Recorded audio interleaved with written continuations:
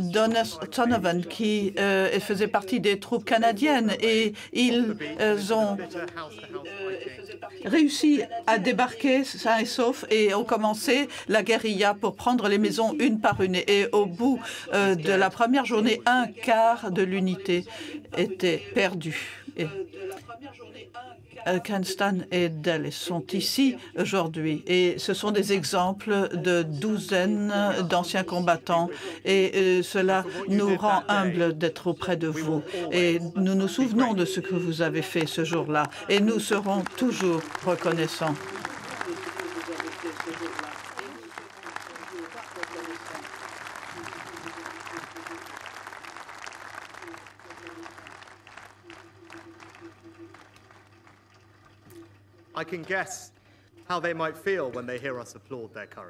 Je peux imaginer leurs sentiments aujourd'hui.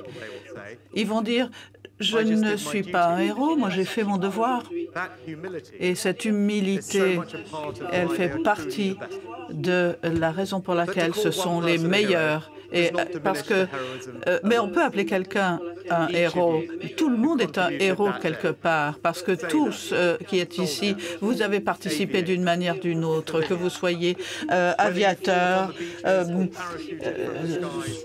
marin, civil, vous avez fait partie de cet effort. Il y a aussi les ingénieurs, les opérateurs radio, ceux qui sont à l'information, tout un réseau qui a libéré un continent. Et vous nous avez construit notre monde de maintenant. Nous vous devons cela.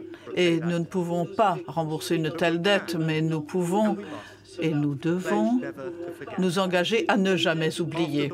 Après la guerre, vous avez consacré vos vies, d'ailleurs très souvent, à répéter ce qui s'était passé, à le faire savoir, à vous engager dans des mouvements associatifs, à essayer de faire passer le message que de telles horreurs ont été commises et qu'elles ne devraient jamais se reproduire, que vous travaillez dans vos communautés, et au fur et à mesure que cela s'est déroulé, nous avons écouté, et maintenant c'est à nous de reprendre le flambeau et de transmettre ces messages à nos enfants et nos petits-enfants, parce que ce n'est que le souvenir qui va rendre justice à la cause pour laquelle vous et tant de vos collègues sont morts, la cause de la liberté, de la démocratie. Il ne faut pas les prendre à la légère, et c'est pour cela que nous sommes réunis aujourd'hui. C'est pour cela que nous rendrons hommage à nos anciens combattants, à nos vétérans. Et c'est pour ça que je demande à ceux qui sont en mesure de le faire de se lever. Et de participer avec moi.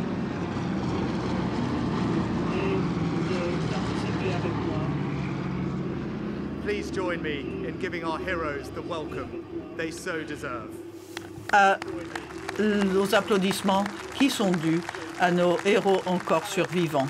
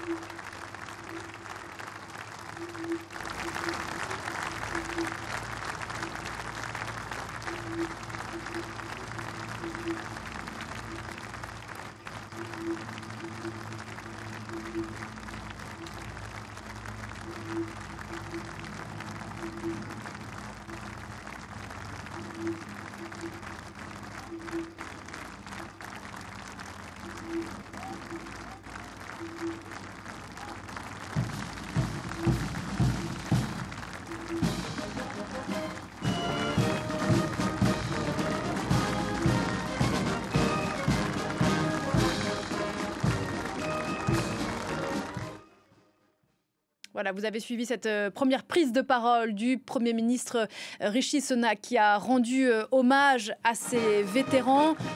Robert Frank, on le disait tout à l'heure, ce qui rend ce 80e anniversaire particulier, c'est que pour beaucoup de vétérans, et en l'occurrence les vétérans britanniques que l'histoire a un peu oublié, mais on y reviendra tout à l'heure, ce sont sans doute les dernières commémorations auxquelles ils peuvent se rendre. Oui, malheureusement sans doute. Si j'ai bien compris, même un vétéran est mort cette nuit. Cette nuit, je ne sais pas quelle nationalité.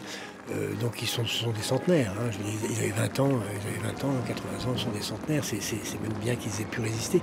Mais on peut imaginer aussi leur émotion. Et je suppose que j'ai l'impression que la boucle est bouclée parce qu'au fond, ce sont des jeunes qui ont débarqué. Ce sont des jeunes qui ont débarqué. Alors là, il ne s'agit pas des Britanniques, mais des Américains. C'est qu'à Colville, sur Omaha Beach, au cimetière américain, il y a une statue extraordinaire, faite en 1953 par David Leleu, sur l'esprit de la jeunesse américaine sortant des flots. Hein. Et je crois que c'est effectivement, on peut dire la même chose des Britanniques, hein. Ce sont ces jeunes qui sont morts. Donc tous ces vétérans qui se souviennent de leur jeunesse, de leur sacrifice, c'était effectivement extrêmement émouvant. Et comme vous l'avez dit, les Britanniques étaient ce jour-là plus nombreux que les Américains, presque. C'est intéressant ce que vous dites parce qu'il y a eu une forme d'américanisation de la mémoire du débarquement. Stéphanie, on le disait tout à l'heure, le soldat qui est décédé cette nuit, le vétéran était canadien. Oui. On parle très rarement des 14 000 Canadiens qui ont débarqué sur la plage de Juneau. 14 000 soldats, c'est énorme. Et au fur et à mesure de l'histoire, ce mémorial de Vers-sur-Mer en est l'objet. Il a fallu attendre 2021 pour qu'il y ait un lieu spécialement dédié à cette mémoire britannique. On sait que l'histoire est écrite aussi par ceux qui la font au moment où elle se passe. Et voilà, la mémoire britannique a un peu écrasé tout le reste. La mémoire américaine. La mémoire américaine, pardon. Bien sûr.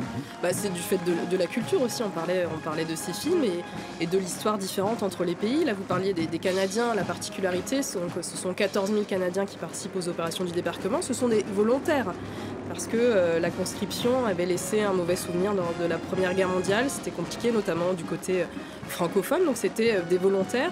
Et cette mémoire est moins prégnante aujourd'hui au Canada. Il y a eu pas mal d'articles récemment sur ce fait-là. Chez les Canadiens, c'est une mémoire moins importante. Mais chez les Britanniques, ça reste quand même quelque chose de très fort.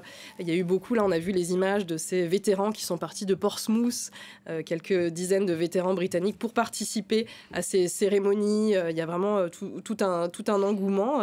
Et puis pour revenir sur ce mémorial, on a pu voir là les images avec le Premier ministre britannique. C'est un mémorial donc assez récent, mais assez classique finalement dans sa réalisation. Et il faut noter que donc, c'est 160 colonnes de pierre avec les noms de 22 442 soldats. Donc le jour du débarquement, on estime qu'il y a à peu près 1500 soldats côté britannique qui ont été tués.